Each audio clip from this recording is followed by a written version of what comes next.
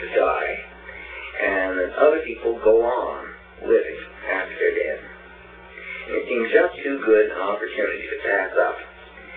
And so I asked him to turn around and look at the bookshelf right behind him, because in fact, there was Hannah, a skull that I had permitted to live long after she was dead in the comfort of a modern home. And I told this insurance fellow who was trying to inform me about the novelties of death, I told him that she was my roommate. Well, he was totally grossed out. I mean, one thing to talk about death in terms of documentation and policy. It seems to be another thing to actually sit close to a human skull. Now, that's the difference, I suppose, between a person who deals with things theoretically or mathematically or institutionally on the one hand, like insurance man, and a person who deals with it on a much more intimate basis, like a genealogist like me. Hannah, the distant in-law, died in 1834.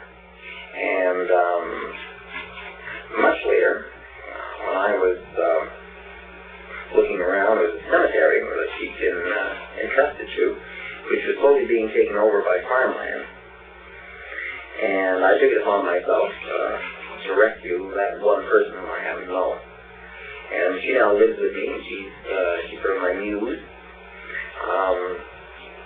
She was about 100 almost 125 years, I suppose. She reposed in the lap of earth, and now she's enjoying central heating and stereo and all the advantages of modern life, and I feel really proud that she can sort of corporeally appreciate some of it.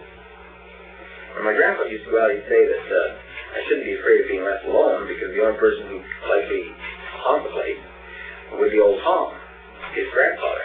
And he was such a nice looking fellow. There's a picture of him on the wall.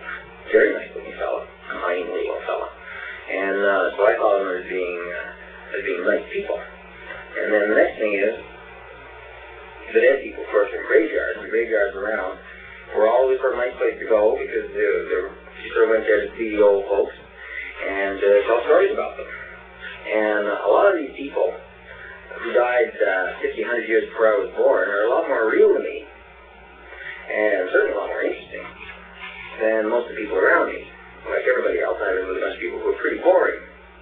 They do ordinary things, and they think ordinary thoughts. Now, these old people are genuine treasures from the past.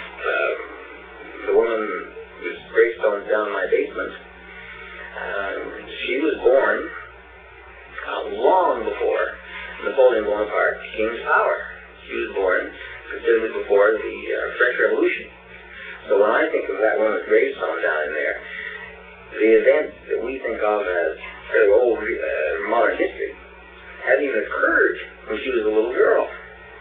And so just having her around, being able to think about her, it's like having a friend in the house.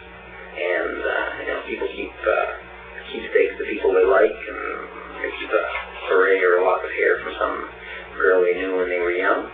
Well, in this case, I'm just keeping her tombstone. Or I thought about it. I wouldn't mind somebody collecting me and keeping me around, putting me beside his Gazette machine. I keep my Hannah beside my computer.